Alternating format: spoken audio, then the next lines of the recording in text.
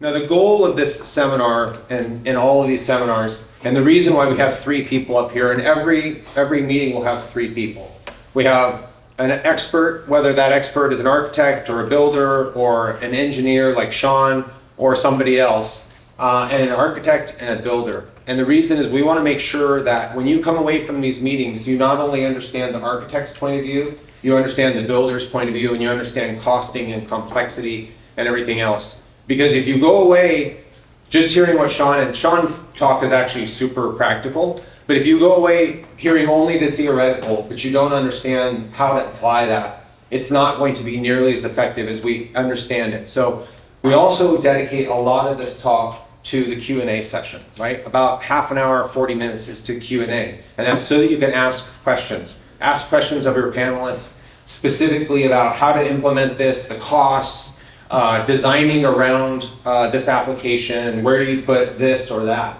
So really, this is your opportunity to ask a full spectrum of people to get a full grasp of this. And then again, please urge your friends, family, colleagues to participate in this so that we have a better understanding all the way through. Really appreciate everybody coming. Is there anything, just so our panelists understand what topics that people want to hear from tonight, are there any questions, like specific questions you guys have about things you want answered in today's topics?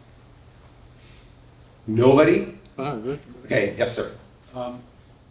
What kind of a system do you set up for a place that has no power? I mean, electrification to me is like, I always think of the word rural. There's a company that I worked with, I didn't get the contract, but they were called Skydive San Diego, and they have maybe like 8 diesel generators, and somebody comes and fills them up every day. And the business is amateur and naval skydiving out in rural Imperial Valley. How do you electrify them without bringing in the grid? We'll do it. You bet. Okay, Rob?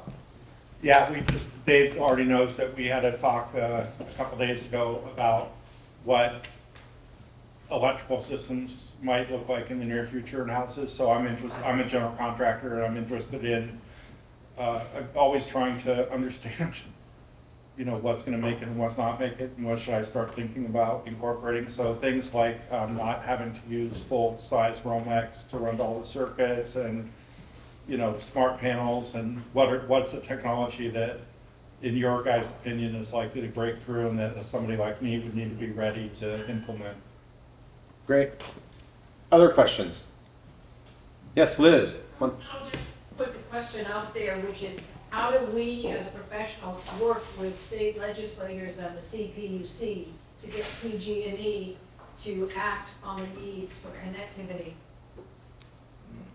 I've heard a lot of discussion tonight about electrification and the fact that the infrastructure is just not really there to support electrification. It is too, but they don't want us to think that. So again, I think Sean brings a really incredible perspective to this, because Sean's experience has been kind of making things existing work for electrification. And I think that's really awesome, because the lowest barrier to implementation is zero barrier, right? So the easier we can make it for people to implement, the easier it's going to be for people to actually do this stuff. Any other questions? Yes? What is the best way to move to non-gas heating in existing homes, conventional homes? You got that? Okay. Any other questions? Yes? Okay, I don't. You don't need light? This is more from a homeowner perspective. If I live in a home with 4 bedrooms on one side of the house, they're not big. There's a bathroom between the 4 bedrooms. If I run an outside compressor, like a mini split, is it okay to have long refrigerant lines? Because I know that refrigerant lines can also result in a lot of leakage of the refrigerant. So having these really long runs of the refrigerant line, is that a problem? Okay, great. Other questions? Oh, yes, Craig. Do you see benefit making homes all DC versus using AC systems? AC is the answer. That's the one. I think about that one a lot. Any other questions? Okay, so I'd like to introduce our panel. Lucio Villasenor. Yes. Yeah, okay. Is the CEO and president of MEC Electric. Sorry, Master Electric. Just MEC. Okay, Jennifer Kretschmer is president of Jennifer Kretschmer Architects, who specializes in single-family residential and has become a big ADU person and is doing a lot of electric projects. And then Sean Armstrong, which we talked about earlier, is the president and co-principal of Redwood Electric or Redwood Engineering. Redwood Energy. Just Energy, Redwood sorry. Energy, but yeah, that's okay. And his company, Redwood Energy, is actually responsible for over 10,000 residential units, 10,000 homes being electrified, and is the largest designer of electrification in the country. And so he's got, and so Sean's going to be our closer. And we're going to start with Lucio, who's going to really give us an understanding from the electrician's point of view of what electrification requires and talk about costing. And then Jennifer's going to give it from the architectural point of view, with Sean bringing up the, yeah, that's awesome. Here's also other ways of doing it. So I'd like to start with Lucio. You want to come up here?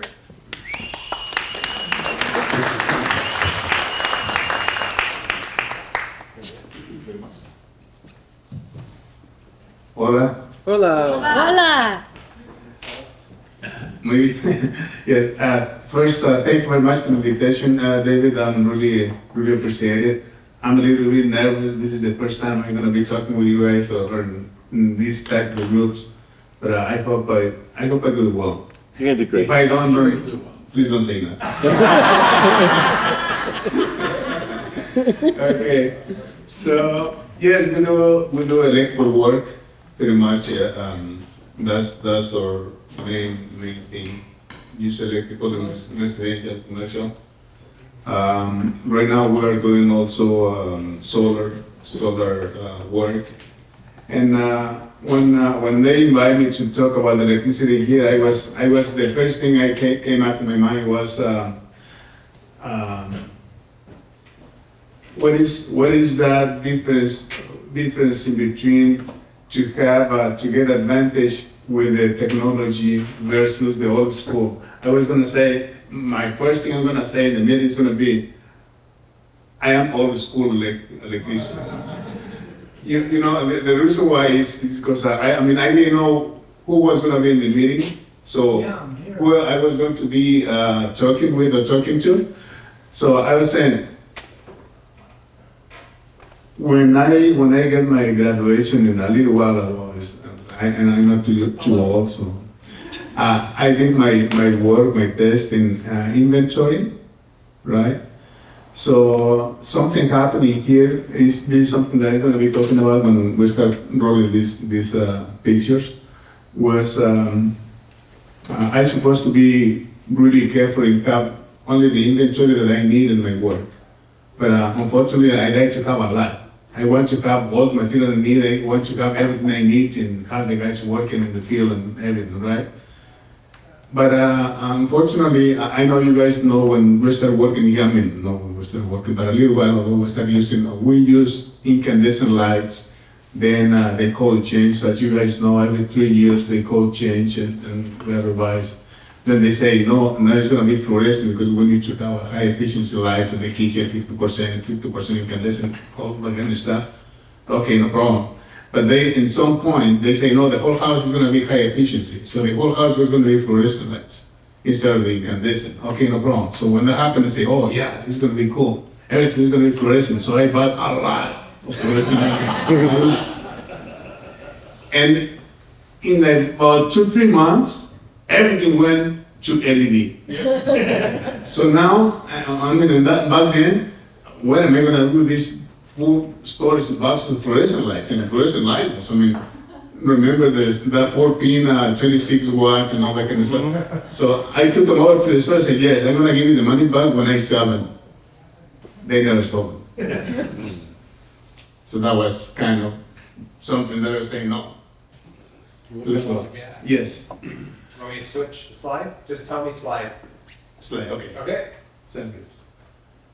So pretty much, I already said what we're doing Master Electric, and this is something what we are doing pretty much in the field, which is upgrading panels. And and this picture is something that what we do basically. Let's go to the next slide. When I was saying trends, that this was something that I was talking about when that happened. So, and I know this happened not only to me. I know a lot of guys, and also in the stores, they lose a lot of money because the inventory they have, and that was a lot. And the change was so quick. That's what, and when I was saying about the technology advances, is because when we do right now, especially lighting control systems, I know it's really nice to have them, and I love it. But unfortunately, we need to make sure what is going to be the use for the house that the general contractor or the contractor, the architect is designing it or is building it. That way, if it's going to be, too many people is building the house for selling or for living in it. Then does that make sense to have a really nice lighting control system on it, or it's going to be just standard wiring on and off? So in the trends, we can say right now, when we do the low voltage for lighting control, instead of running use the standard wiring Romex 12.2 or 14.2, now we're running Cat 5, Cat 6, or Cat 7, depends on the system we're going to be selling on. So now we're changing that. Right? So, and the system that we work a little bit more is the Lutron Radio Rod, the lighting control systems, Casera, Homeworks, and Westopper. Even though Westopper is most likely for commercial. Yes. Question. So you say that you're not using 14.2 or 20, you're not using the regular power, you're using the power over Ethernet from If it's 7? If it's going to be a lighting control system, that depends on the lighting control system we're using. That's the way we're going to be running in the house.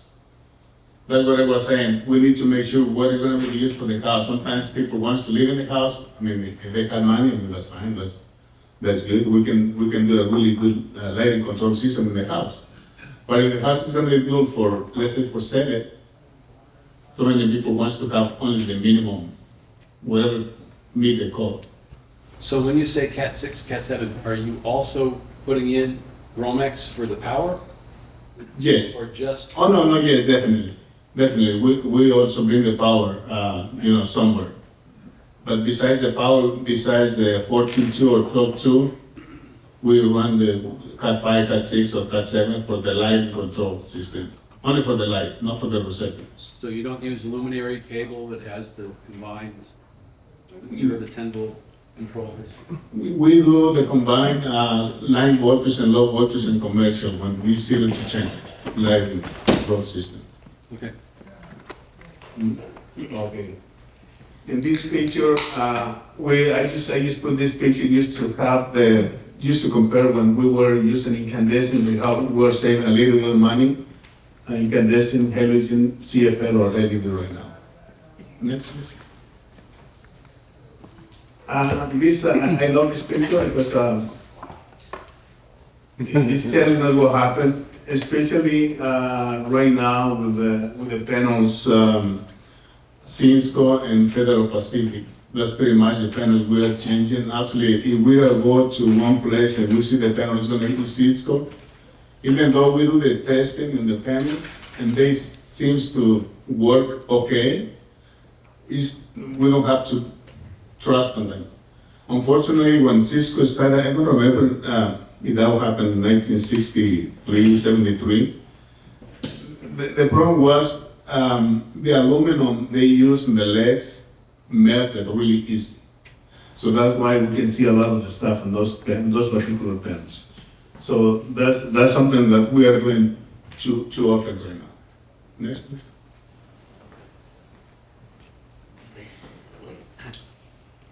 In here, what I'm trying to say is now the panels that we are using basically instead of the Cisco is this is Square D Siemens Cattle Hammer. That's pretty much the panel we are using nowadays for the houses of residential or commercial. And this is how the panels looks like. You know, Square D, we use comb lines particularly for the houses, residential.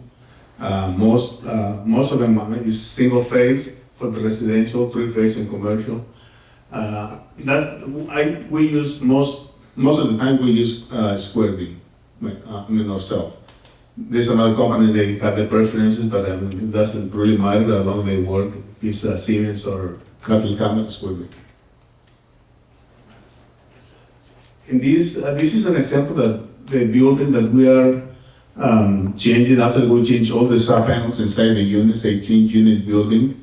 And this is something a little bit weird because we have a building that we probably in the next slide is going to show the whole drawing on the building. But what we did in here is we changed the sub panels. They were Cisco. We can see them, and we changed to the Square D.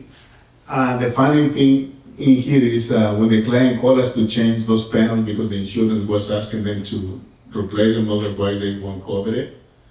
I thought they had the permit already done. So we went to do the work, we did the whole thing, changed panels, we did the whole thing. Then when I called them, I told them, we are ready for inspection. Say, what? Say, yeah, we need to go to inspection. The city to come over and inspect this. No, I don't have the permit. So no way. So now when we went to the city and did all the process for the permit, okay, the city approved it, but when PG&E went over there and said, no, we cannot fit this building. Now you have to put a transport man and all that kind of stuff. So that's a good experience right there. So we need to make sure, and after right now, we're doing this in Palo Alto, so we need to make sure we have the permit ready when we're going to do the changes. In this picture is only, I just want to say something in here, like obviously pricing wise, everything changes, if everything is going to be different. I just put some numbers in here. When we're going to do the service panel, 400 amps or 200 amps, you know, all the time, even though it's 200 amps in here, it's 200 amps over there, but all depends how, if it's going to be first floor, second floor, underground, overhead, the service. So all those, we need to take a look at the places in order to give you the right number. And this is very important because besides to do the drawings and everything in the city that we made a little mistake, we have to do the local calculation per unit. This is something really basic, and most of the cities approve this, because some cities they have their own way to have the local calculation. But this one is really, really common, and pretty much all the cities we presented, they approve it. This is also just a little bit of way to how to do the calculations. You know, we have the type of the lights, how many watts, how many hours you work in the house, the lights, and per the day, and just do the math. So, I got it, but what do you think of the 3 watts per square foot You what? rule? I think So there's this rule of thumb that you use Yes. for load calculation for lighting. yes. Multiply the square footage times Or 3. 3 yes, square foot. So 3 watts per square foot as a load calculation Yeah. instead of giving each individual. Yes, we can do the square footage, but besides the square footage, we have to go with the circuits, the appliances. That 3 watts per square foot assumption is based on maintenance volts. Yes. Well, but It's still- only for plug loads and lighting circuits though. But it's still in the law. It's still written in the. Right. Considering we switched to LEDs that use 1/5 the energy, do you think they might lower the thing from 3 watts to 2 watts per square foot or something like that? I'll get into it, but it's the National Fire Protection Agency that creates the National Electrical Code. And so they're almost certainly not going to touch that. And I'm going to show you why it's probably a good thing. Okay. Because those circuits then can be used for other electrification. It's actually a lot of power. But just being part a little bit of the code development teams, I can see that it's many years out if you can make a really good justification. Which then I don't think we're going to see it soon, if we see it. So it's still 3 watts. Still 3 watts Yes. per square foot. Yep. Yes. Next, please. This, when we went to that job, that was an old building, and actually the other reason why PG&E didn't want to give us the power was because you can see this kind of I don't want to say L because it's kind of C. They used to have power right there in that corner and powering here, the same building, powering from 2 sides. So this side was taking care all the way to the unit 11, something like that, and 5 units this way. So now, because it's one building, PG&E don't give us the power now in 2 sides, so it has to be fed from 1 side only. So that's why they call us to do the transformer and a big, huge panel to put only 1 side. And actually, we have to go to the place and measurements and kind of do the drawings and everything. Right now, we have the application in here that is going to be 1200 amps service plan.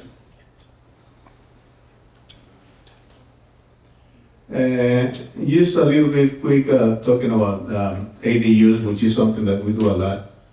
I would say it's pretty much the same work, the same everything. The only difference that I'm seeing in ADUs is on the cities or the homeowners. If they want to have the ADU fed from the main house, main electrical panel, or if they want to have 1 meter for the ADU and 1 meter for the main house. Yes. And do ADUs have to have 100 amp or 200 amp panels? Like normal houses, new construction have to have at least 200 amps. Does an ADU have to have 200 amps? The last ones we did, they called for 150 amps. So actually we have to call for the 200 amps panel. For the 200 amps, cell is breaking. Even though the panel is going to be only 100 amps, they call for 200 amps. And the last one we did actually, we did like 6 months ago, we did 150 amps per unit. For the ADU and 150 for the main house. But now they say the minimum for the main house is going to be 200 amps, so now the panel has to be 200 amps per unit. For the ADU also? Yes. 200 amps? Yes. Right. It's a lot. It's a lot. But a lot of the ADU projects that I'm doing, which I'll get into, but we still have one single panel for the entire property, and then the ADU gets a sub-panel of its own, rather than having 2 separate panels. Because actually, it's pretty difficult to get PG&E to actually do the two separate panels to file that application and get it done. Now, in certain areas, like in Los Angeles, they're actually requiring separate panels for the ADU, but up here, we're actually mostly sticking to a single panel at the main primary residence and then a sub-panel out at the ADU. Of course, it depends on the size of the ADU, right? If you're doing Right. a 1,200 square foot ADU, you're gonna have 2 I have 200. panels. Got it. Yeah, and also clients or homeowners or owners or builders, they say, no, let's feed it from the main house. But that was a little like a year ago because the time to bring the panel, the 2 meter panel, is taking like a year. It's totally crazy. So I have like a 2 or 3 or 4 in order like 6 months ago, and they are still, giving me every time updating the date that it's gonna come. So, do you ever? And this is how they look like, pretty much. That's the panel we need to use now for the ADU and main house. It's for 200 amps breaker.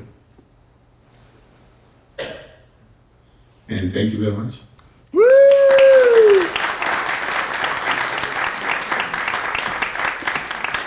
Good job.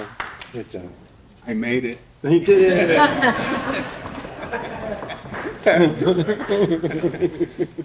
Good job. It was great. Thank you.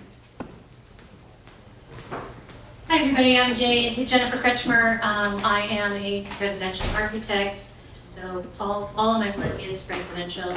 I do a lot of single-family homes. Probably about half of the work right now is ADUs. I also do duplexes and quadplexes, and I'm actually working on a $25 million senior housing project here in Palo Alto, but that's kind of an oddity and not my normal scope of work.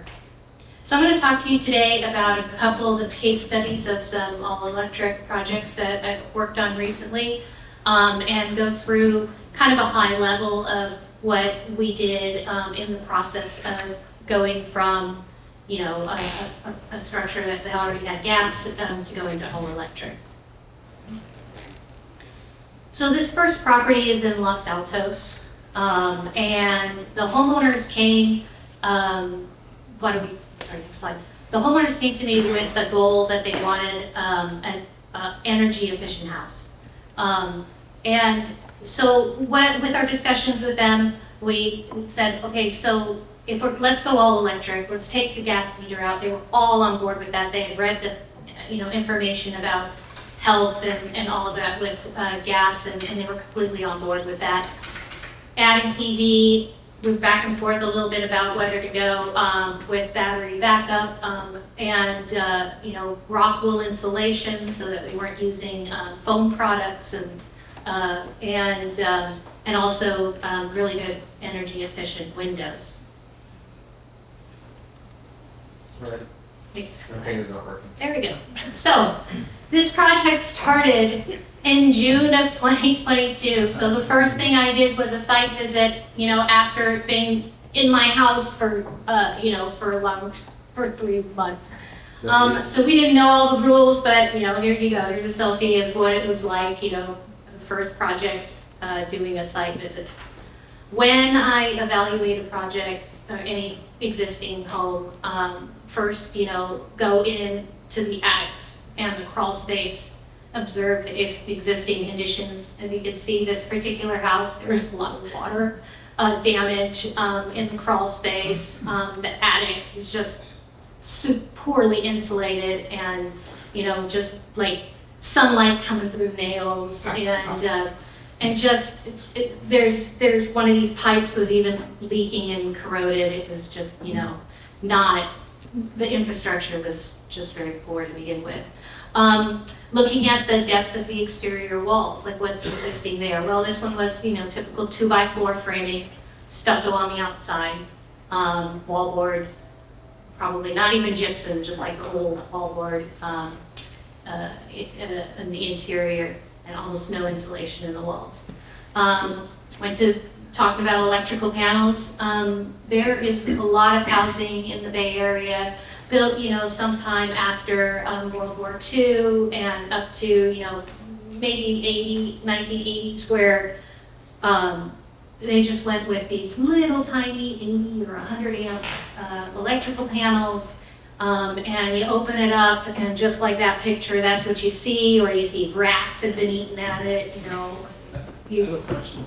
Yeah. I've had an opportunity to work on a house in Japantown that has knob and tube wiring. Yep. Yep. Is it okay to leave that in? What's your opinion on that? My opinion is take it out.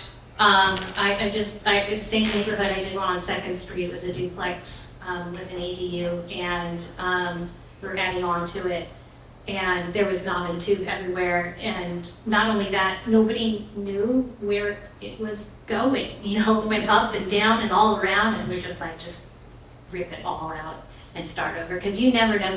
Those things, they can start a fire really easily. Location of the existing gas meter. So where is the gas meter? If we are going to keep gas, like, where would we put it? Again, we're talking about all electrification, so we're going to talk to the local utility. In this case, it was PG&E, to get that out, and it did take a long time just for them to remove the gas. outlets, the old outlets, right? You get the two prong, there's no grounding, you know, look for that. So anyway, just I do a lot of site visit, a lot of looking at the existing infrastructure as well as the existing building before we do any design work. So then, next slide. And so these are before images of this particular property. What it looked like, the crawl space was actually right here. That's where I crawled. You crawl. Yes. And then there's the kitchen, this little teeny tiny kitchen. Next slide. And a couple more. And this is the front of the house. And this is how you got up to the second floor. I don't know. It looked like a ladder and it was in a bedroom. All right, next slide. So, talking about going all electric. Evaluated the electrical loads using our Title 24 emission consultant, determined that we needed a 9 kilowatt DC system. They ended up choosing not to go with battery backup. We want to look at how we're going to deal with heat gain. So again, insulation, minimum R value insulation. We chose to use Rockwool, as I mentioned before, primarily for health reasons, but actually it's a pretty good dense product. Get good R value per inch. And then just noting what the minimum U value and shading coefficient were for the windows. Testing verifications on this project were HERS grading, did do a blower door test. And then this project, I am a signatory with what's called 2030 commitment. This is AIA's, American Institute of Architects, to go to carbon neutrality by 2030. And I know now with government in the United States, they've kicked that can down the road to 2050, but the AIA is still sticking with the 2030 commitment to get to zero net energy by 2030, and so I'm a signature of that. So we look at energy use intensity of that as part of the entire calculation of not just your carbon footprint, but also your net zero energy. And so the next slide that he's going to pull up is what the AIA PDX system looks like when you plugged in all of the information on your project, what you get for EUI, but also it comes up that's saying that I'm 83% of the goal, 83% of 100% carbon neutrality, yes. What's DDX? The data, I hate that you asked that. I don't remember. Data Design Exchange. Do you know, Sharon? I don't. Okay. I actually, it's more what does it do? It's measuring the energy use It intensity? is measuring energy use. It is looking at the carbon footprint and coming up with a calculation that takes us to net zero energy, meaning that we are using less out of the environment than we are, you know, what's a better way of putting that, Sharon? Does it include embodied carbon? It does include embodied carbon as one of the calculations, although it's not heavy into the reporting stats just yet. So we do Yes. have someone over here who knows that it's design data exchange. Thank you, design data exchange. And so we're almost there, 83% on this project, okay. Quick question, had they integrated some PV, they would have made it to 100%? I think if they had, so we did do PV, we just didn't do the battery backup. So I think what would have gotten us to 100% is if this would have been an actual passive house type project. So we did a lot of minimums when it came to insulation, which means that we had a higher energy use than we would have had if we had, you know, bumped up the insulation values and all of that. We were dealing with existing walls at 2x4, and so there's only so much you can get with 2x4. All the new exterior walls were 2x6. And then just talking about HVAC, we went with heat pumps, the Mitsubishi. We did a combination of ceiling cassettes and the typical mini split or wall-mounted units. The wall-mounted units on the second floor and the cassettes in the ceilings on the first floor. And then I just wanted to know, because Palo Alto and a lot of other communities want to know what's the decibel level as to how close you can have that exterior unit or your condenser unit. These units are very quiet, so 45 decibels, you could almost get it right up to the property line in some communities because it's so quiet. Water heating went with a pump water heater, 80 gallon, and they did go with an induction cooktop and then separate electric double ovens. Okay. And then there's a picture of the mini split and a picture of their electric induction. Next slide. And then just some more pictures of the completed house. I'm sorry, I should be walking faster. All right, so let's go and just click on through these pictures of what the finished house look like. So you guys see the before and here's the finished house. Gorgeous. Yeah.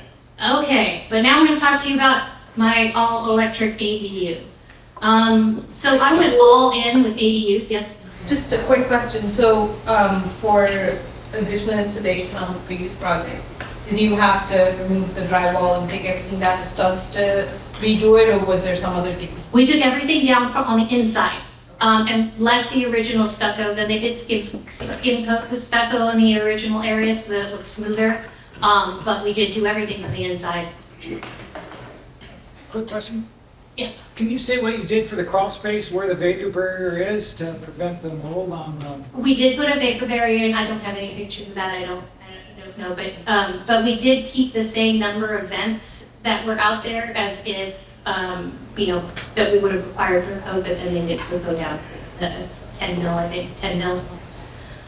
All right, all electric ADUs. So this is new construction. I'm all in on the ADUs. I am actually pre-approved with this particular model in Cupertino, San Jose, and Fremont. Pre-approval means that the municipality reviewed my ADU as a structure without the site-specific information, and then approved the plan so that when a client or a homeowner comes in and wants to use that ADU, all we need to do is the site plan. And yes, we did the Title 24 to be able to be done that way, and I'll talk a little bit about that when we get to that point. So this particular project is in San Jose, and this is how we show it on our website as far as the design and the floor plan. I really felt strongly that ADUs are a great way to provide housing in less density than high density multifamily, and can go in pretty much any neighborhood. So this is why we were supporting it. And so the decision was to create a well-designed all-electric ADU that could fit on the majority of homes in the San Francisco Bay Area. This is why the design is pretty traditional, and 4 and 12 roof slopes and things like that. Next slide. Okay, so what did we do to go all electric? PV sizing, PV capacity on, this is a 476 square foot ADU, so it's the under 500 square feet, and this is also per the 2019 codes. With 2022, we do have some changes with the the energy code that changes some of this, but the PV capacity is 1.64. We use non-condensing closed cell foam insulation, R38 in the ceilings, and R20 in the walls and floor. We do have a crawl space, although we do have an option to do a slab. But the ceilings are vaulted, so there's no attic space. It's completely vaulted, and that's why we do also do the non-condensing closed cell foam. Testing and verification hers is not required because of the size, but we do have IAQ required. Insulation. I always forget what that one's called. IAQ. Indoor air quality. Thank you. Indoor air quality is testing is required. HVAC, mini splits all the way. Water heating. Did do a heat pump water heater. 40-gallon ring. Okay. Manufacturers, everybody call the manufacturers and please ask them to figure out how to do a smaller heat pump water heater Or let us do what they do in Asia, where they have these small heat pump water heaters that are horizontal and can be mounted to a wall. Or let us do point of use under performance model and not just prescriptive. Okay, that's my soapbox for the moment. Heat pumps like drive me. And there's the outdoor unit separate from the tank. That's what we need for the hot water. Right, right. Just like we do for the heating and cooling. Exactly. So, you can't And we pass can see the electric. cost less by having the volume increased to the point where that happens. Right. Right now, electric capacitive, those tankless ones, for the most part, you can't really get them to pass Title 24. And then cooking, they did a range with the upper and below, it's all reduction. And here's, messy, it's still under construction, but here's the kitchen of the ADU with the range oven that they chose. They went with a V thing. Here is the same ADU in 2 other locations. So I currently have 8 of these under construction in various locations, all the way from Napa down to Morgan Hill. So the one on the right is in Palo Alto, and this is another one in San Jose. Where's the heat pump water heater? Say that again? Where is the heat pump water heater located? Can you go back real quick to the floor plan? It's in a little nook behind the title. That'd be great. There you go. Is that too noisy for the bedroom? Like, is there anyone? No one's complained to me about the noise, but we put it next to the toilet and the shower, so maybe it's far enough away. I mean, we are, we did call to insulate that entire closet, both inside and out, so it's fully, separate. Do not put one of these inside a house. Yeah. It should be on the outside as much as possible because of noise. Right.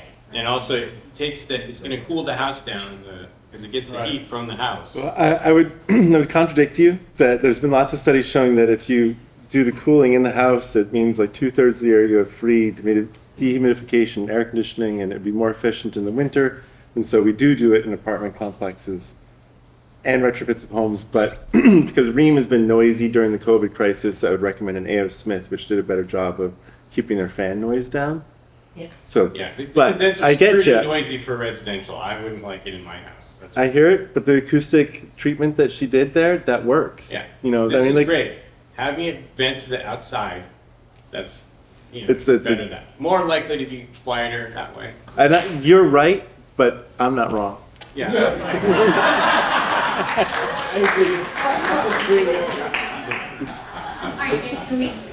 You're saying you benefit from the Carry heat on. gas. They're significant, yeah. And sometimes it's just what you need to do. And so this is a picture of what I'm calling the great room, the living room space of this ADU, and then the bedroom side of that ADU. And that is it.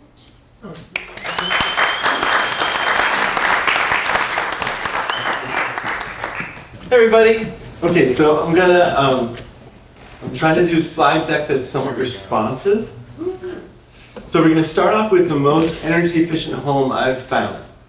This is, it can go 100 miles a day, and it's completely battery and solar. It's an induction stove, of course, and it's got a 4-bedroom house. It's got a hot tub, a movie theater, it's got a helicopter, for real, and it's all charged off solar panels. Next slide. Yesterday. It comes with also an electric submarine. So this is the Silent series. The Silent 60 came out, the 80, the 100, now they're at the 120-foot long solar yacht. And you can go across the Atlantic in a gas boat in about 1 week from New York to London. It takes you about 4 weeks to go across in the solar yacht, and in a wind-powered yacht, like what Greta Thunberg did, it'd take you about 9 weeks. So it's in between the two, right? But what you find is that if you study buildings that have been powered completely on batteries, you find the deepest energy efficiency efforts because batteries are so expensive and they have limited amounts of power, and so you really have to tailor your design.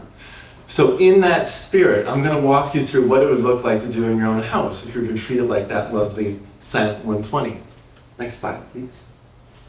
So from 47 to 49, standard was to get a 60 amp 240 volt service. The all-electric movement in the 1950s, which was really grounded in California, Ronald Reagan led it, essentially the General Electric Theater, the #1 television show on Sunday nights. And by 1962, it succeeded. This is 1,900 utilities funded this TV show, which James Dean and Rita Moreno and essentially Judy Garland, everyone showed up at this TV show. And by 1962, they'd gotten 100 amps, which is just enough to support all-electric homes. That was their goal, all-electric home movement that the electric utilities funded. And it was all about clean energy. Clean nuclear power was so cheap, you would only have to have a meter set. You wouldn't have to charge for actual consumption. Wouldn't that be great? Next slide. So, this theme tonight is like, well, how do we deal with the world as it exists right now? I think we need to rapidly electrify, get our 2030 goal done. And just a couple days ago, NREL said that we could get to 90% clean grid by 2030, 80% minimum. We're like, oh, 80 or 90%? I'll take it. So that's Inflation Reduction Act based. And also the fact that we're at like 60 to 90% of new power plants globally are solar and wind.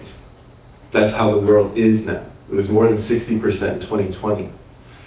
So here is what we studied 22,442 California homes. When I say we, I should say it's Home Energy Analytics. Thank you, Lisa and Steve Schmidt. And so they studied this with PG&E. And the yellow arrow there that says trailer homes, they have a minimum of 30 amps delivered to them. Manufactured homes, which you might also consider trailer homes, are those ones that kind of look like a house as opposed to literally a trailer. They get 50 amps minimum services to them. Apartments are usually about 80, 70 to 80 amps, and there's no minimum for apartments. You design it for the apartment's actual demands, such as they are. US houses since 62, I said, are 100, and California houses since 2016 are 200. And you can see here that 98% of the households in PG&E's territory that are studied here, including lots of them that are all electric, with EVs in too, less than 88 amps at peak. Meaning that 98% of the households around here can go all electric with 100 amp services. We're doing it now. So, and note that even like 48% of the homes are using less than 30 amps at peak. This meaning like in a 15-minute period over an entire year, the whole year, that's the peak. This is not what they're usually doing. This is just the worst moment possible that I'm showing you. Just try to say like, because basically I'm trying to prevent fires from happening in people's homes by putting too much electricity through a wire, overheating the wire, and then having stuff around it catch on fire. That's the goal. Don't do that. So, and we can also see that there are crazy examples of one house having 329 amps, but that's almost nobody. Look at that, like, if we're talking about 2% are that tail, that long tail. 98% are fine. Next slide. It's a grow operation. Yeah. Seriously, in Arcata, where I'm from, up north, we had 11% of our houses were completely indoor fuel switching, like taking nuclear fusion from the sun and turning it into somehow electricity in someone's home. 11% of the houses, and we were blowing transformers like popcorn all over the Tri-County area, and PG&E wasn't saying a thing as people were fuel switching their entire house to electricity for the purposes of indoor lighting. And so I find it a little bit rich right now that we're all so worried about the fact, because seriously, pop, poof, fire there, poof, there. People's neighborhoods are going dark in Arcata, where I was, a little college town. PG&E didn't say a word, because that's their money. They make money off of new infrastructure. They don't say anything. They don't want anyone to stop what they're trying to do, which is make money off of new infrastructure. So here you go. I just wanted to show you that in California, sort of how houses have been built. So houses before 1960 are a relatively small number of the houses that are here. The ones that are before 1960 do bump into those older services that are problematic. Next slide.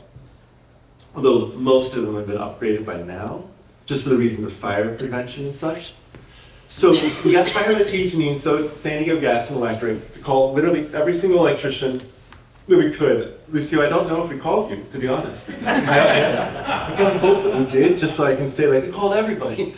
But we called like 350 of them, and we got about 35, so about 10%, and we asked them, why did you upgrade the service? The service being the wire that comes from the street, and you have to get a thicker wire as you go from 100 amp to 200 amp, just physically a bigger piece of copper so it doesn't catch on fire. And the answer was a lot of things: EV chargers, solar, HVAC, age of home, pool, spa, load calcs. Load calcs being like, we have analyzed this house and it seems like it's not having enough power delivered to it like it should for current code.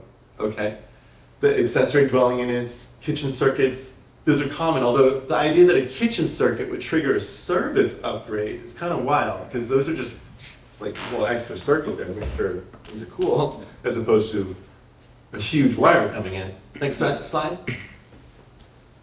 So when you look at the red stuff, that's what you're going to pay for in a service upgrade. And the blue stuff is what gets rate-based, so everyone pays for it. There's no free lunch. The red stuff is expensive.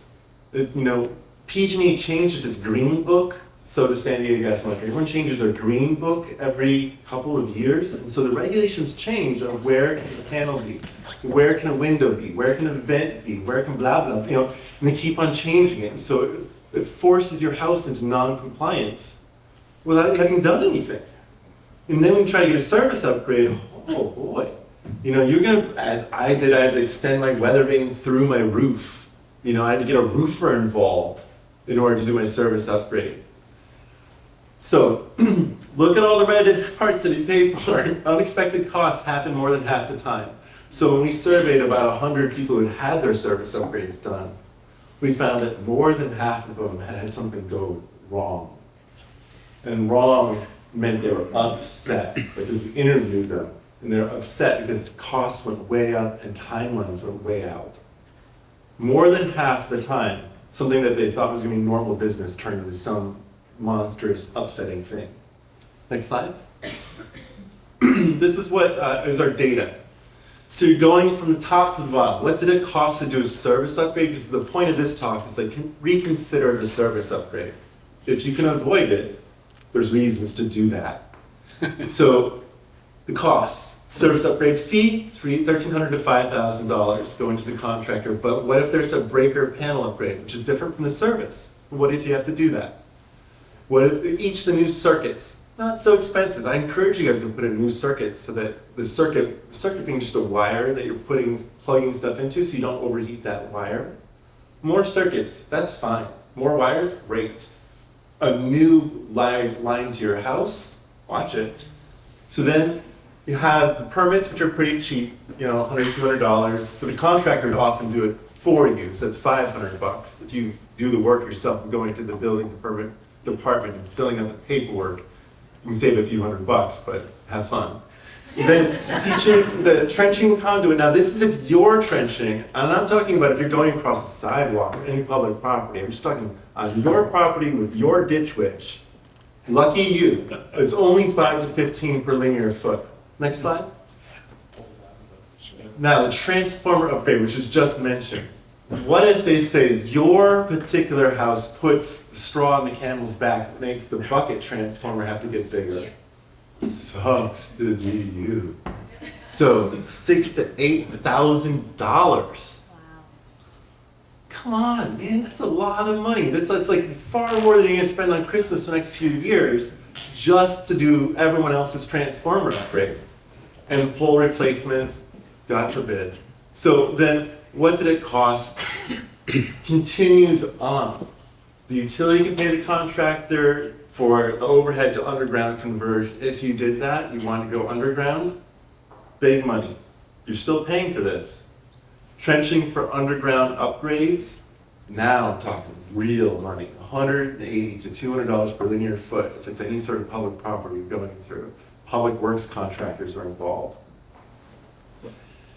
So overhead lines, service line only, you see. So the upshot of it is that it takes 2 months to 18 months. You're not getting done less than 2 months. You can do a lot of fun things in your house in a week. And if you get involved in this, it's not going to take you less than $2,500, but it might be $30,000. And I just mentioned more than half the people that went through this got a shock sticker price tag. Oh, I had no idea. So this is like, your chances are better than even that something's going to hurt. Next slide. So I'm going to encourage you to consider avoiding a panel upgrade, because hey, let's all celebrate. The Bay Area Air Quality Management District voted 20-0 to phase out the use of heat pumps. I mean, like gas stuff, water heaters, yay! By 2027, you can't buy a gas water heater in the Bay Area. By 2029, you can't buy a gas furnace in the Bay Area, which means Santa Rosa to Gilroy, the ocean to Vacaville. A huge area that you can't buy it. You're not allowed to install it. You can't get a building permit. No more. Just like you can't put in a coal furnace. It's like there's things you can't do. That's now one of them. No more. So these are just physical examples of 50, 100, 240 amps. When my mother-in-law died in the Tubbs fire, the first big one in Santa Rosa, that was when, even though I was an electrification consultant, I had not yet got rid of my gas stove. And so obviously that was the accelerant. But at the same time, I literally had an explosive gas leak in my front yard. So explosive gas leak, PG&E's taking their sweet time fixing it. Nan dies in the fire. Holy shit. And and so the process of learning about how important and how difficult it is, even when you badly want it. And so I'm gonna like walk you through, because we all have to kind of know, even if you don't badly want it, you gotta do it. We're gonna have to electrify these gas stoves you have in your house. As soon as it breaks, hopefully you do it a little bit faster. Okay, next slide. How can we do this? So this is my house. I live in, it's 100 square feet on the ground. It's got 40 feet for the kids. I live next door to the big house where my ex lives and my kids live, and my mom lives in the house next door, and we all have 30 acres together, and I'm not going anywhere, neither are you, so here we are. Now, this is my lovely life that I live. I've got an electric resistance space heater. I have a 2-gallon water heater underneath my kitchen sink, a 2-burner induction range, and my little oven. It's not actually that one, I got a nicer one now. This is all done in 30 amps at 240 volt. And I remember on October 17th in 2018, after I'd spent a year thinking about it after Nan's death, how would I do a 30 amp house? How? And I just went through all the different technical strategies I could think of. I came up with a couple of them. And one of the important things is to go after the water heater. each of these things, you have to figure out ways to get to 120 volt, because that's the existing wiring that we have in our house. Now, the idea of like, oh, we're all gonna switch to DC voltage, because a lot of these things run on DC, don't they? People have been chatting about this for quite a while. LVNL's put out studies, everyone's like, DC, DC. That ship has sailed.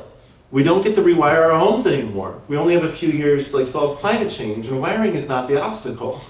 You have wiring, use it. And unless you have some important reason. So this is a 30 amp 240 volt house. Next slide. That's amazing. This is a 60 amp 240 volt house. These are 275 square foot homeless housing, veteran housing for homeless veterans up in Santa Rosa. So they in turn have more square footage. They have electric resistance, but more of it for space heating. But they share a heat pump water heater, so it's a CO2 sand and CO2 water heater, but 7 houses on one water heater. 60 amps, so some of the water heating loads move to like outside. Various energy efficiency things. I'm just like, you can do this. That's my point. Next slide. Okay, so 26 of these beautiful little homes. I think they might have been the first zero energy subdivision in North America. There's 26 of them. People in 2014 were just barely scratching at the all-electric strategy. And there's like a house here, a house there, and there's one subdivision where the guy went bankrupt. So he got like 4 houses done. So that's why I'm like, I think it was us. So these are 600 to 700 square foot tiny homes for veterans, low-income seniors. Thank you. Okay, so low-income seniors, ductless mini split, because ducts take energy. Blowing air takes a bunch of energy, so ductless is one of the ways you shave off some power demand. Okay, they have a 30 amp heat pump water heater, the old-fashioned type. They've got that's electric resistance, so it's only a $600 stove. If you get induction, yeah, cooks faster. Yeah, more responsive, all those things. But we're talking like an extra $1,000.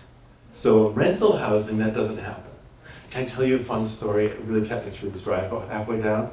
So I got a cool phone call at 2 o'clock today from Sazi and Luis from Blomberg. Blomberg is 40,000 staff internationally building appliances. They own 7 different companies. You might know them as Beko, Eco, you might know them as other things. And we worked with them for half a year. How can we make a stove, like a full-blown stove, that can plug into the outlet in your kitchen at 120 volt? Even though that would usually take 9,600 watts, how do we do it on 1,800? And we've been working this through, and we came to a solution today that everyone could agree was cost effective, and made sense, and could fit a turkey in for Thanksgiving, like all of that is happening. So soon you'll be able to like plug that stuff in. And it's probably gonna be electric resistance, even though it's not awesome because it'll be under $800. And we can qualify for the HERAP rebates that are $870 for resistance as well as induction. So I think we could get free stoves in people's homes this way. Anyway. Sean, Next slide. that is awesome to hear Yes. because there are certain municipalities around here that have put a limit on junior ADUs that nothing can be over 120 volts, but they still require an efficiency kitchen. So Yeah. clients of mine are like looking all over the internet to find something they can cook with at 120 volts. You know, they'll plug in Yeah, the it's regular just wall outlet. pretty much the plug-in wall stuff. Yep, so. this I'll is show good you a news. slide of that too. We're gonna get there, just so All I right. can feel you. Next slide, please. Okay, now this is a 2,000 square foot house. The last ones I showed you were 100 amps, but they were 700 square foot. So this is how you do it. First of all, up above, I guess you can't really see it, there's supposed to be light blue colors up. Those are all the things you have to do. That's code, you can't touch that. In green are things that we touched. So the hybrid heat pump water heater, dryer, laundry dryer, that's using a little bit less power. Heat pumps use less energy than a resistance.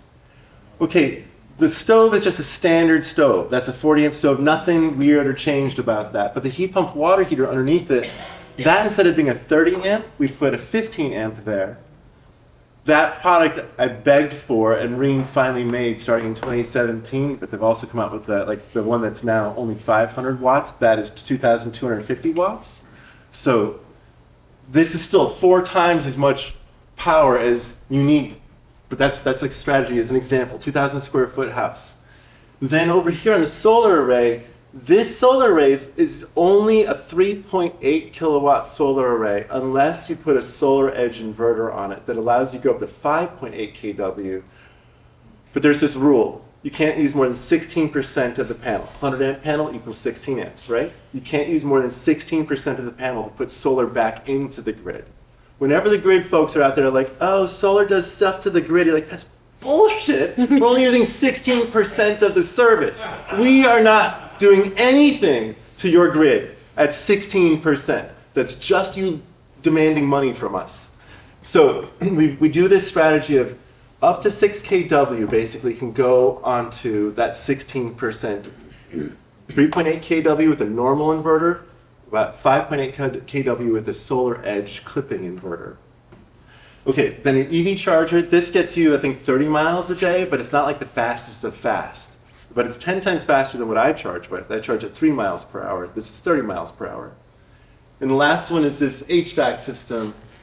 We don't have electric resistance. So we have a cold climate heat pump that doesn't need electric resistance to kick in. That's just choosing the right heat pump.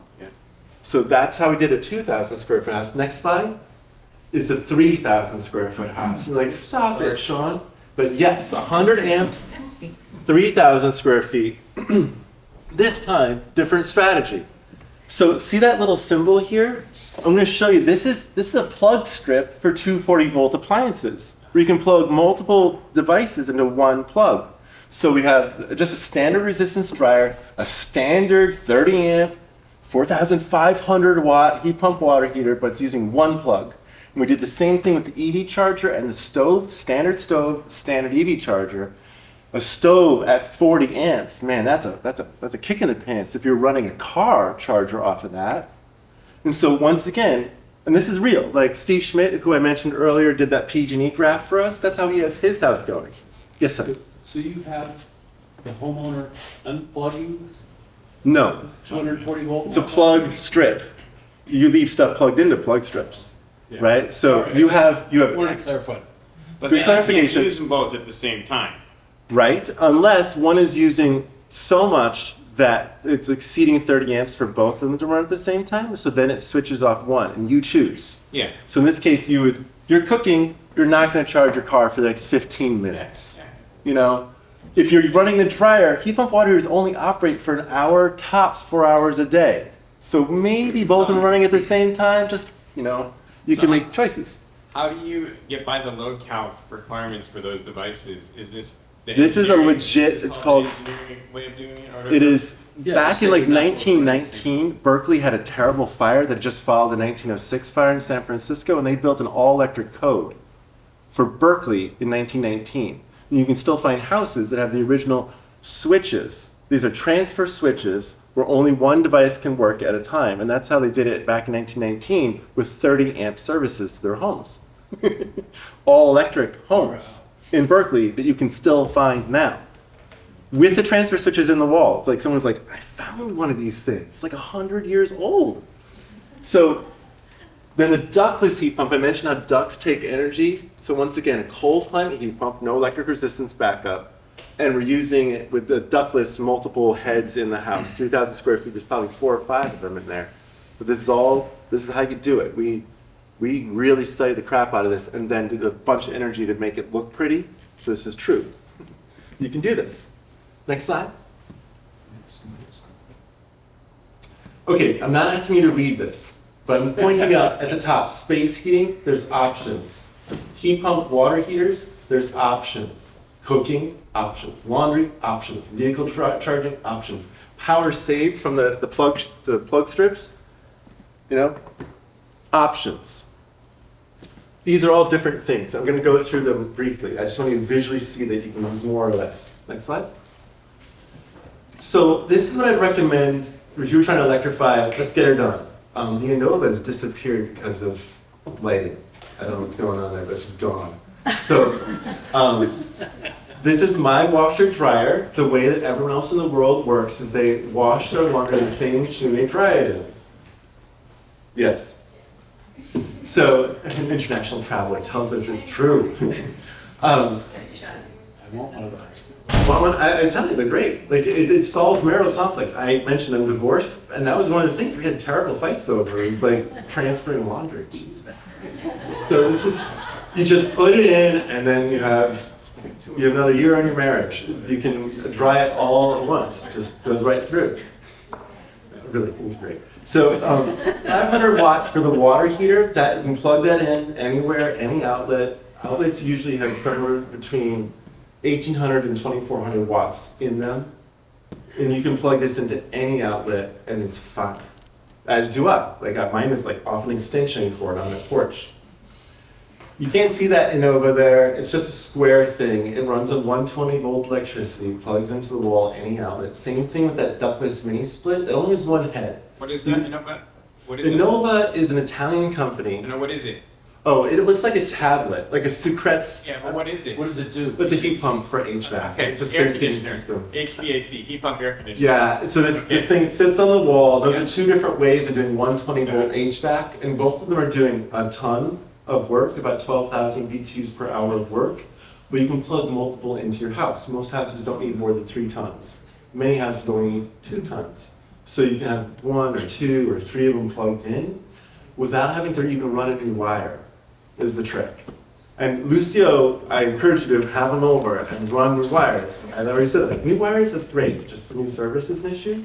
So these are really ways of avoiding a service upgrade that conveniently plug into your 120 volt circuit, like out your circuits in your house.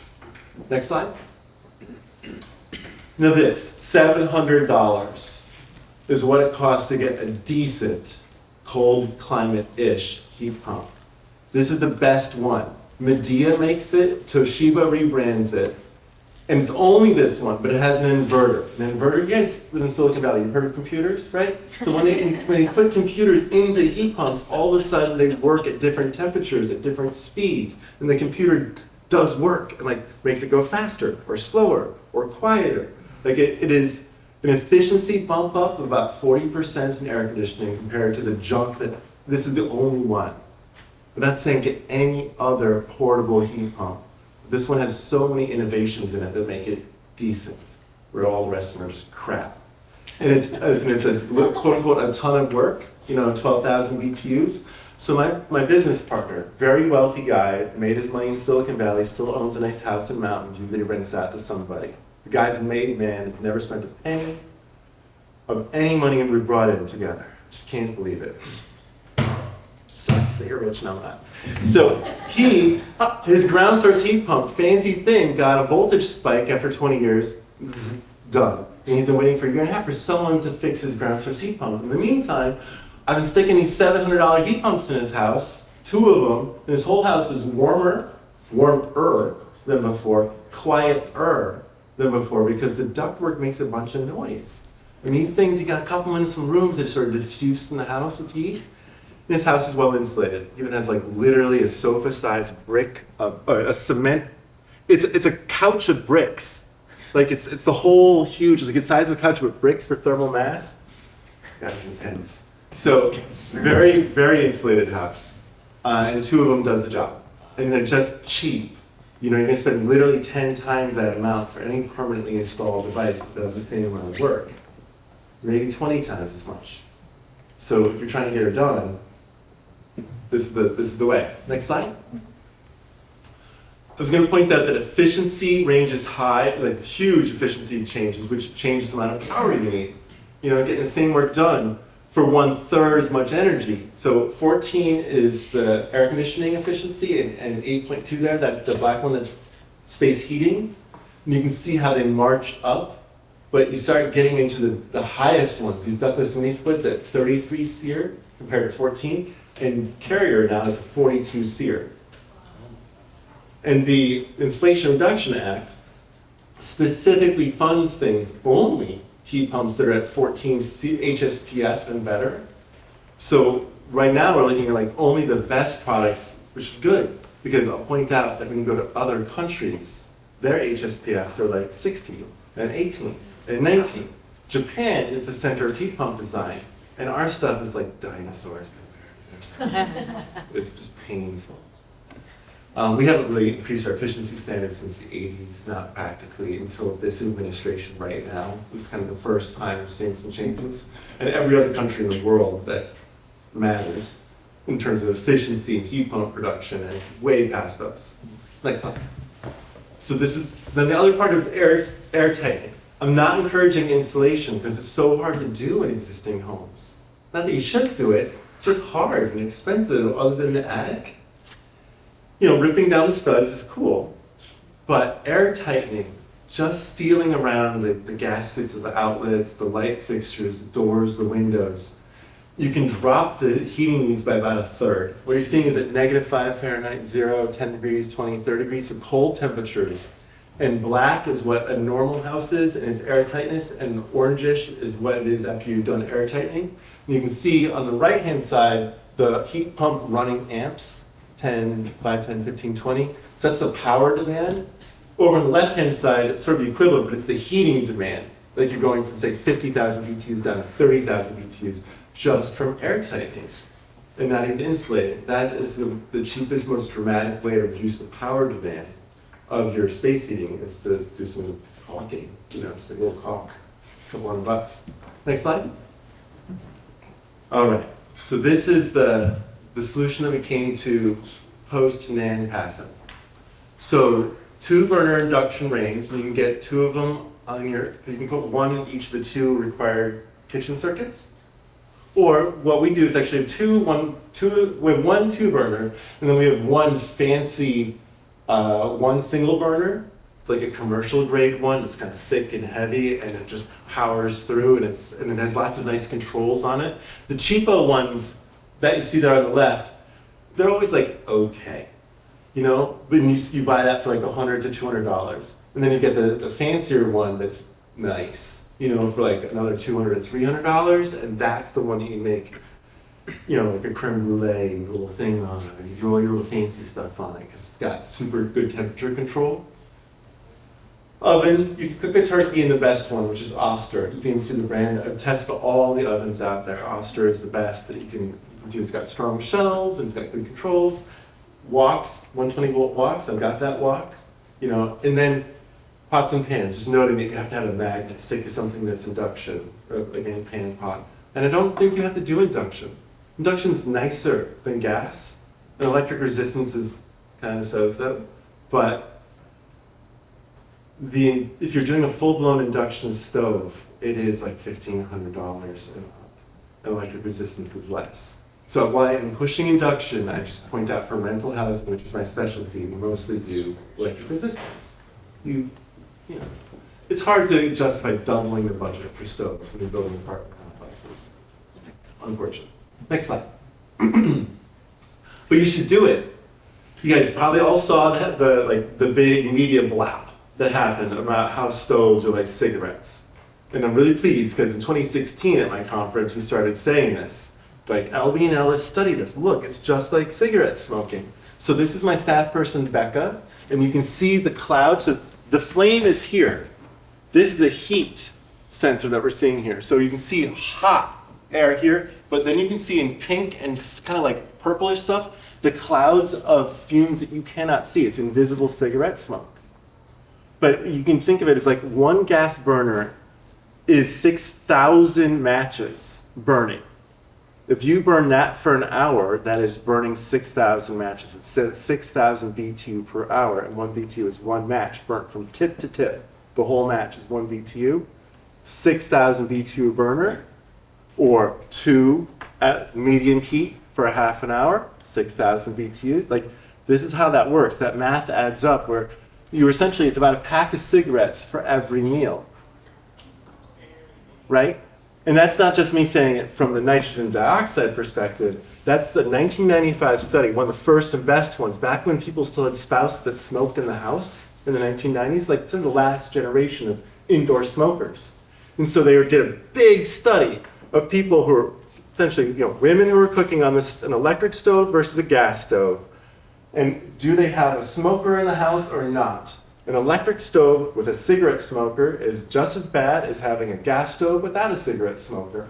When you do like these many, many hundreds of people study, and you're like, this shit, that's just the same impacts of heart attack medication, lung disease, asthma. It is a cigarette smoker living in your house, smoking a pack or two a day in the living room. It gets into all the bedrooms. Your kitchen stove penetrates the entire house with a smog-like chemical. And so this, over on the right-hand side, you're seeing in 2017, US outdoor air, there was no place that was worse than 60 parts per billion of nitrogen dioxide, which is a really caustic, nasty chemical. And you can see if you're cooking one dish on electric, all right, that's the oil in the pan. Like, yes, you do make some smoke when you burn oil, regardless of where you burn it, in the house or outside. But if you're burning gas in addition, then you're looking at like 13 to 190 ppb. If you're cooking a whole meal, of course you're going to cook a whole meal. You're having dinner, right? Lunch. Way higher than the dirtiest air in our country. Happening every day in your house. And that's why it causes asthma. That's why 12% of the people in our country with asthma got it from a gas stove. 1 in 8. Next slide. So I showed you previously the 120 volt solution. I showed you the ickiness. This is the circuit sharers. There's different ones, like Dryer Buddy, but you can put a dryer in one plug and you can put the stove in the other. So you can just run your stove off your electric dryer plug. And NeoCharge, that one has a little computer in it so you can run both things at the same time, versus the simple switch on the far right-hand side. That's just one thing or the other. SMUD territory, NeoCharge, going for it, because the building code officials think that's fine. San Francisco, simple switch. I only want one thing or the other operating. I don't want both happening according to local code officials. And it's like a jurisdiction thing. So I'm trying to show you there's options for sharing two 40 volt plugs, multiple things to plug in. Next slide.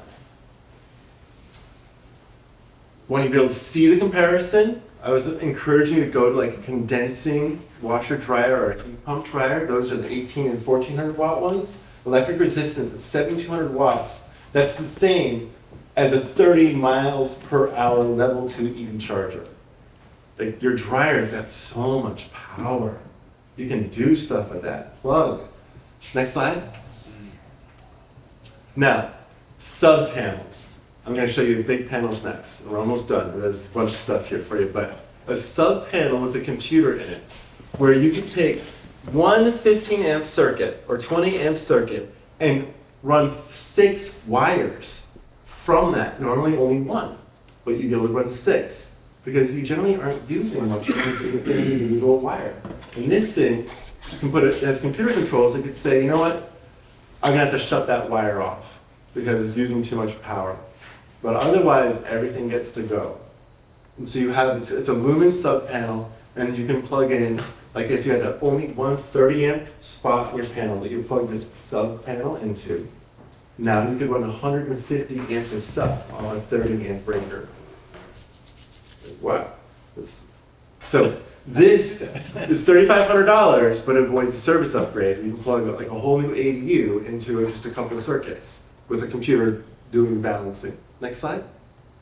Same thing with the bigger version of it, the Span and the Genius. Genius is up in Canada, Span is down in San Diego. They're in California. Okay, so 100 amp house can support 400 amps of loads. You don't need to do a service upgrade. You need to put in an expensive computer-based panel. This is like a $4,500 panel, but you don't have to spend 18 months doing it.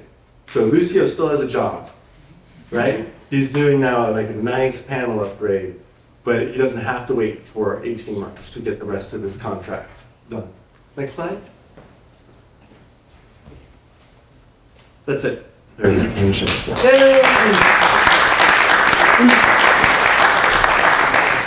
What we're going to do with the code, what we're going to do with the city. I know technically 30 amps, 40 amps, or let's say 100 amps, we can have the whole 2,000 square feet house with no problems, even 3,000 square feet house. But we have in front the code, we have the book, we have NEC, we have the city. So how can we deal with that? When you were saying something about the panels, and just came out in my mind, we did a 400 amps panel, the service. We fed it with 400 kc mil wiring, okay? The inspector went over there to inspect it, he says, no, the wire is too small, it has to be 500 kc mil, 500 MCM. Oh, sure, okay, we changed the wiring. This really big. When PG&E goes over there, he connected with the number 2 aluminum. So, I mean, what we are going to do with that? Is any way to come into the, I don't know, to meet the people, the panel who is changing the code, the book? Our company has a totally different set of rules. Yeah, and my thinking is because that diversity. like every time you get the utility involved, everything goes kind of sideways.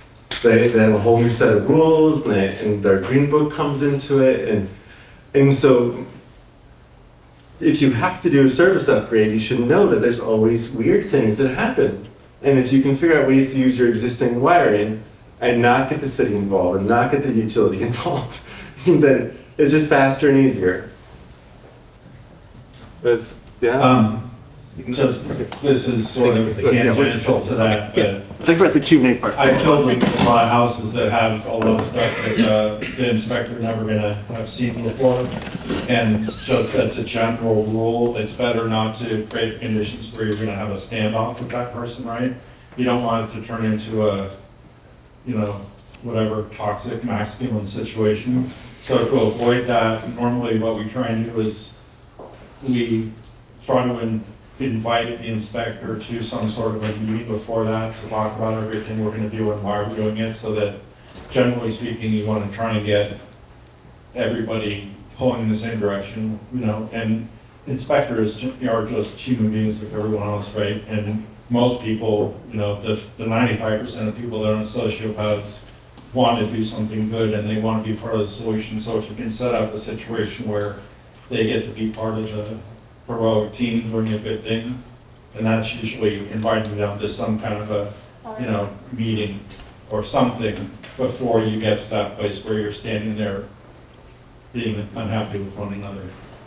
Yeah, I was thinking similarly because in plan review, we had some really crazy comments Yeah. going through, nitpicking, telling us, you know, once we've done all the calculations, like, so for example, the ADU that I was showing, that calcs out 95 acres. It's 476 square. So, and that was, and in most of the municipalities where we're pre-approved with that, they made us do the calculations and put that on the MEP page. So, It's like such a party. Lighting. I know. Everybody's supposed to do it in dance right now. so that was good. Yeah, we need an electrician report. I was thinking, so one of the slides I didn't show you is how, okay, so we went to the Energy Commission to try to deal with this ADU issue of heat pump water heaters not being available in small sizes. And the initial solution they came to was you should put in an on-demand electric resistance water heater. But those take 60 amps, which is like this is so much fun. 60 amps, more than anything. Anything else. You can't find another 60 amp device other than like a Ford F-150 supercharger at 80 amps. Like only insanity happens at that point. So using the equivalent of two houses, because you saw like most houses go under 30, like it's just like, so 2 houses worth of electricity for my water heater. So the solution was to ask for a tank electric resistance, because storage solves the problem of having to instantaneously create hot water with tons of energy. Right. And they hadn't thought of that, like how much electricity was going to be required and forced into the development the way that they were thinking of it, and they changed things.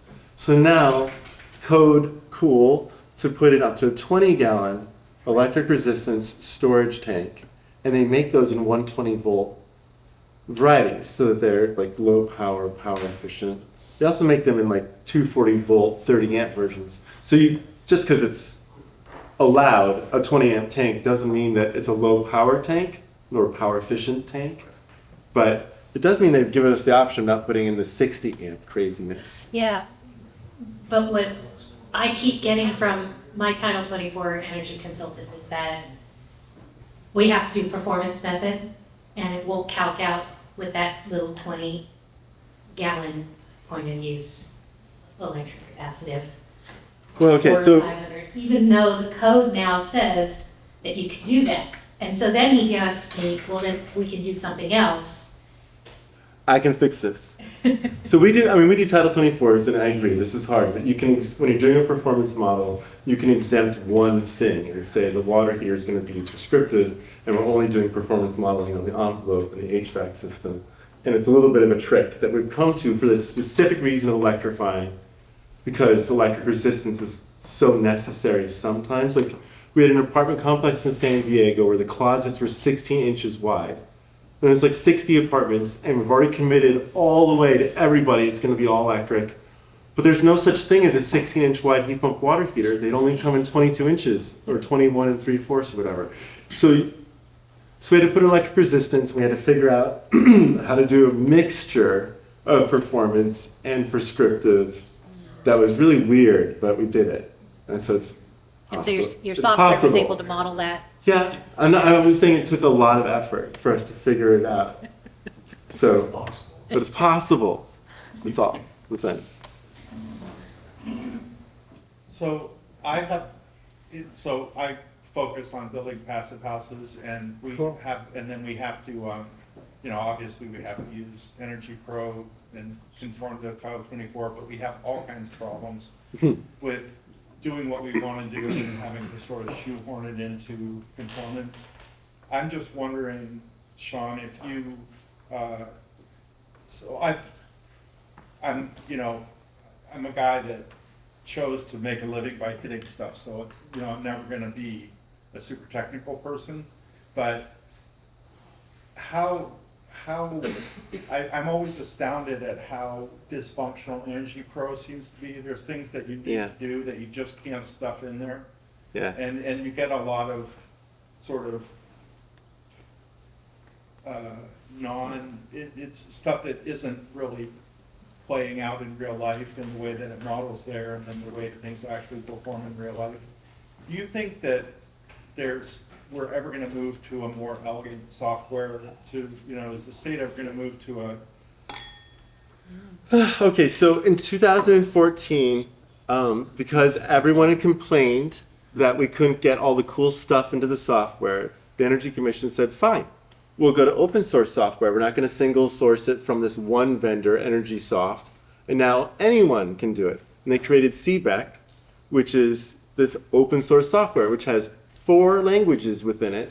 So even though it's open source, and you could hypothetically just fix it. You don't like it? Fix it. Then give it to the staff and say, are you cool with this? That's what they thought would be a hypothetical. And so we have fixed it to try to figure out, could we do like thermal storage with heat pump water heaters? But it takes years of training. So that's my long way of saying they've already done it. As far as they're concerned, they've just made like a bespoke, beautiful piece of software so everyone who complains about how they don't get the thing they want can go do it themselves. Develop it. Right, which is really ridiculous. It's obviously on its face, almost impossible.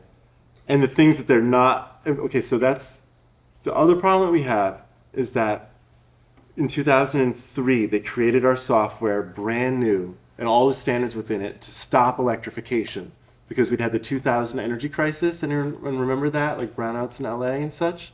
I was on a helpline. I was on the only helpline in California. I had hundreds of people in that month, essentially, corresponding to me trying to do energy efficiency. It was like quite a dramatic experience for a 24-year-old. So that was in 2000. We discovered it was a scam. People got convicted in 2006, but everything changed in 2003. We got a new governor. Schwarzenegger came in, remember? Gray Davis was recalled. So our software was designed to stop electrification, stop all electric from happening so that we never had those brownouts again. That was their thinking. If we just do everything gas, we'll never have a brownout again, even though it was gas utilities that run the scam. Our vulnerability is around gas, not around electricity. But still, that was how they were thinking. And that's what they've explained to me. Like, I've asked the staff, why is your software so hostile to all electric? And they're like, well, it's because, we got a new governor. You either get fired or you figure it out. So it didn't change until January 1st this year that we're now encouraged to do all electric. And still the software has like maybe 10 different options for heat pumps, and one of them works. You can do a split system heat pump and put in whatever features you want, and it shows accuracy. Anything else you put in, they just default it to federal minimum, and they've never put the values in, and it's still a software that's hostile to all electric. And it's Just for clarification, when Rob said he makes his living beating things, he is a carpenter. yeah. I caught that. It took a second. It's like, oh, that's funny. That's good. So that's the long way of saying it's really not going to change very fast, and workarounds are the best you can do, and sucks. yeah, it does suck. It sucks. It's hard to be assaulted on all sides when you're trying to get. Totally. I'm sorry. It's really frustrating. I don't blame you. Yeah. Here, Jennifer, it's a question for Jennifer.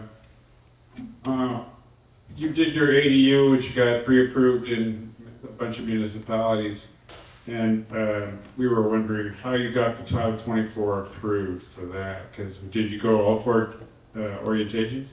Yeah, so we did all orientations, and then, those 3 particular ones, Cupertino, Fremont, and San Jose are all in the same climate zone. For Napa Sonoma, we had to do a separate climate zone, but again, all orientations. And I'm actually right now about to be in climate zone 9, which is down in Southern California. So we do have to do it specific to the climate zone, but yes, it's all orientations is the azimuth. How much of those passing by? Just curious, what the percentage? Gosh, I haven't really looked at. It looks like it's passing pretty well. You guys give me a number, I know. When I looked at Title 24, it's like what do they pass by? That's all they care about. Most of the time, I'm mostly just correcting their window sizes. Yeah. So we're supporting an ADU developer who wants us to do in all 16 climate zones. We started in climate zone 9, and we did all the envelope work you would do for climate zone 9. And now they're saying, like, what about 16, which is up in the mountains? So I just mentioned how the software can only show an HVAC system that's a split ducted system. This is important. That was like this insight that we just figured out, because we've done everything else, and we can only get it to like a little bit above 0, and as soon as we move it to another climate zone, we have to do some significant more work on the envelope, unless you change the HVAC to ducted.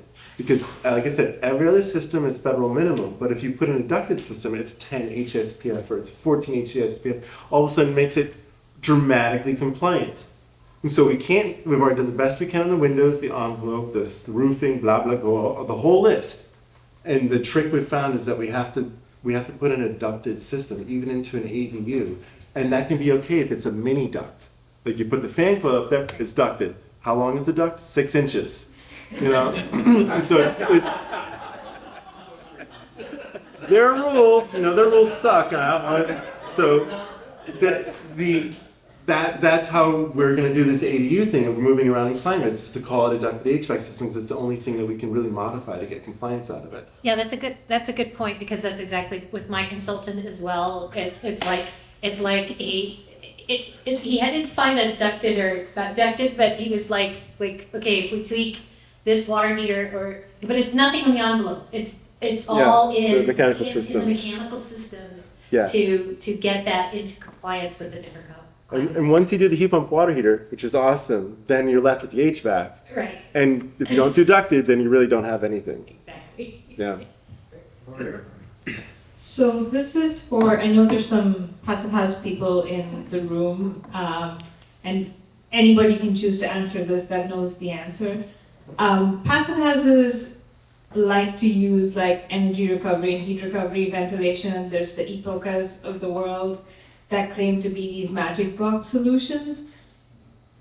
Can they be used in non-passive house situations? Do you guys recommend them, and why don't we see them on any of your projects yet? And thank you, Rob, I passed my exam thanks to you. I'm glad you brought that up, and I'm sorry I forgot to put that in there. In certain climate zones, we do have to do, and we're doing an ERV in the ADU, and we're putting it up in the over the closet space, because we have a little crack space, little ceiling in there.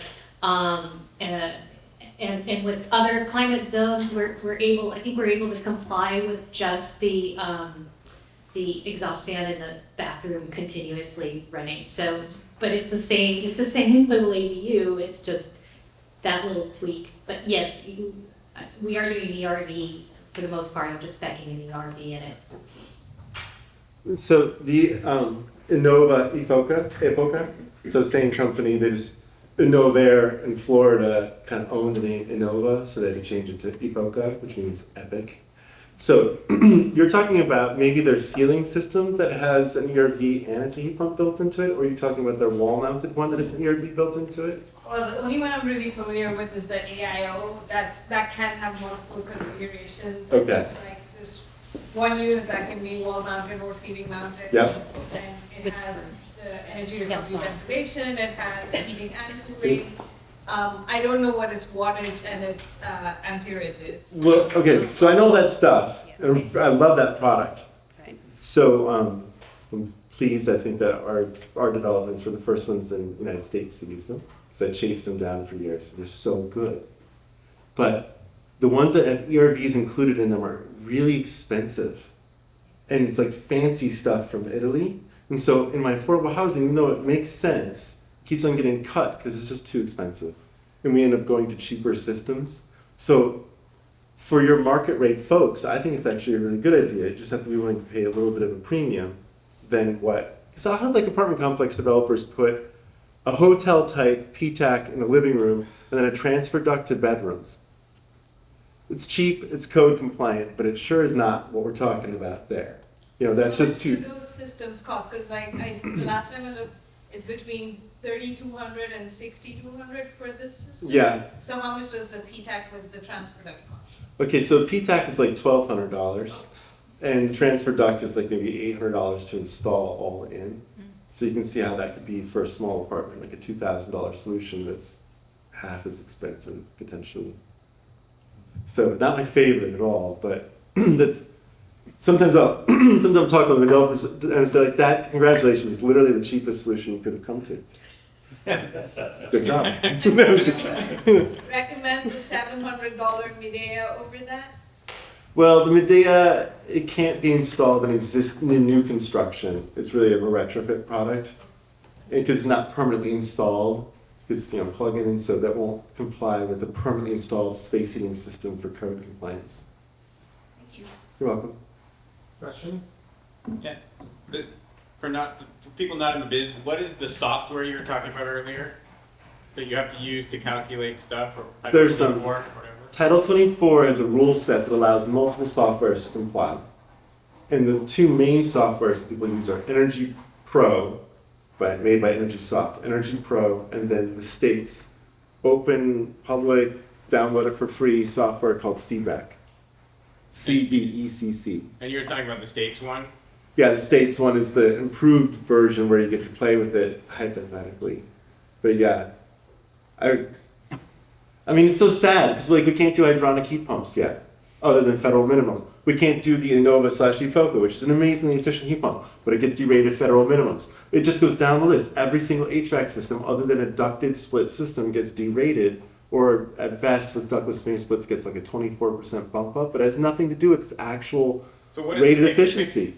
Is there a process for fixing this software or anything like that? So the state, because what they require is field testing in California for things where they would do the actual field. They trust ducted systems and they don't trust ductless systems. They literally didn't know about ductless systems until like 2017. There was a point in time, like 5 years ago, when you talk with staff that didn't know what a heat pump was.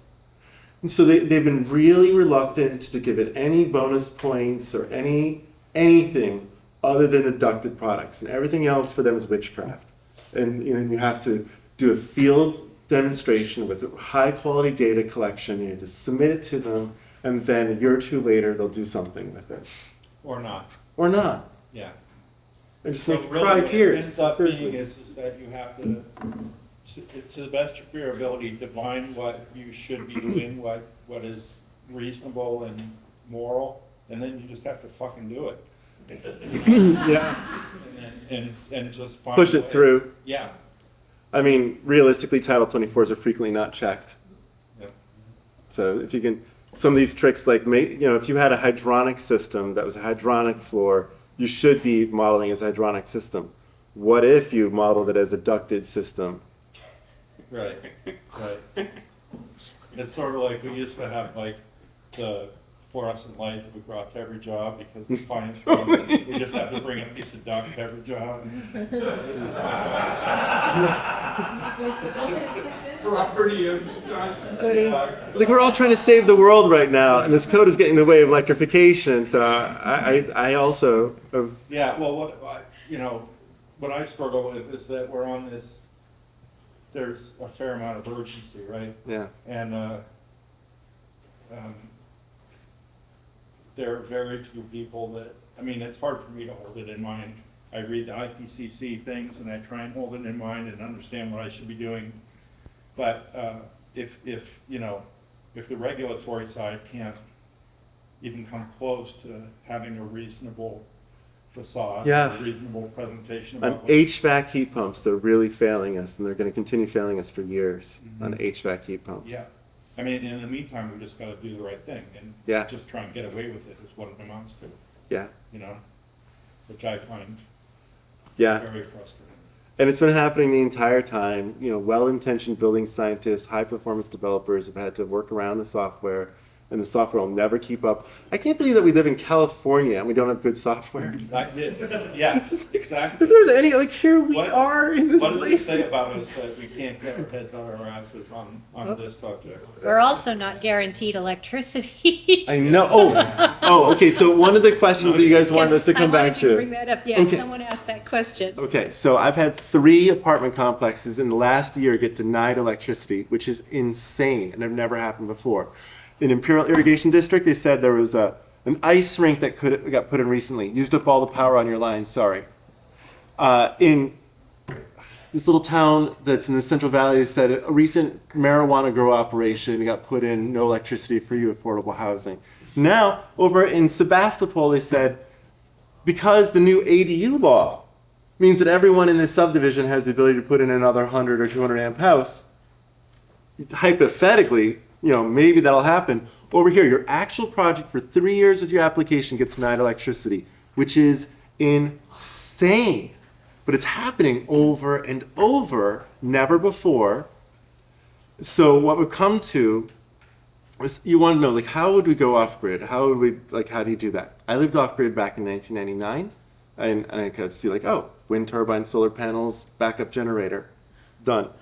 So we have a fancy grant from the Energy Commission for $1 million to study an apartment complex to see how do we take it off grid. And what that looks like is basically making a solar array that makes enough electricity every day in the winter time. January and December are the months when you don't get enough sunshine with a normal zero to energy solar array. There's only like 4 months of the year that every day you're not making enough electricity with an array that was sized for your 100% demand. November, December, January, February. So what if we double or even triple the size of the solar array? That sounds crazy, but there was a time in which zero net energy was crazy to everyone, and now it's like code. So living over in crazy land for a moment, it means we have to put a whole bunch of carport solar up. Okay, and we have to have a battery that can at least be a day or two's worth of battery. Now, that's a pretty big battery. So we're talking about doing another layer of support where we get people's EVs. Because now that we have Nuvve does whole fleet electric vehicles to building charging for bus fleets, we could have a parking lot as they do in Utrecht, Netherlands, where they've got 1,000 chargers installed in the city already to do car to grid. And when they get to 10,000, they say their whole city, which is like a solar powered and EV city, will essentially be balancing itself every day with people giving electricity in from their EVs and pulling it back out. But EVs are huge batteries. Like a Tesla Powerwall is 13 kilowatt hours, and my tiny little VW is 36, almost 3 times as much. And a Tesla is like, 60 to 120, and an F-150 is like 130, and the Ram that's coming out is supposed to be 150, and it's like, these are 10 times the size of Tesla Powerwalls.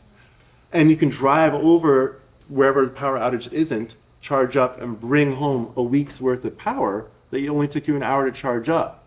So we want to take this apartment complex, big solar array, big stationary battery, and electric vehicle to building chargers, and we're not going to hook up the PG&E at all with that strategy. And this project is in Petaluma, so it's like kind of like important because PG&E is for real starting to mess with us in that area. I think they're trying to get leverage to get larger amounts of infrastructure money. So they're targeting affordable housing, the most politically sensitive, vulnerable group, and saying, gotcha. So, but that's our response. What about the windmill issue? What about the wind turbine issue? Okay, so when you have November, December, January, February, it's windy, isn't it? Same thing in summer. Well, not on site.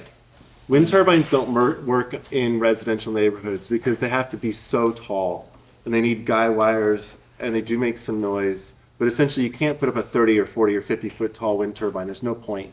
You need to put up a 100-foot tall wind turbine, and those usually would collapse on someone's neighboring property, and so you just can't do it.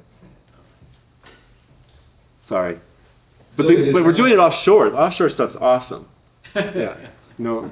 So it is now 8:15. Oh, thank you all. We I did would it. highly recommend, if you're interested in knowing more about this stuff, Sean's website is fantastic. We will put it in the notes for this talk. We are actually recording this talk so that it will be on the website in a few weeks, so you can kind of go back to this. But Sean has put out multiple packages about electrification of low rent. There's 6 books. Like if you're a reader, there's 6 booklets, and we try to write them like People magazine with pretty pictures and lots of subheadings, so you don't have to like work hard at it. So there's all the information: how to do your house, how to do an apartment complex, how to do commercial buildings. It's all there for you.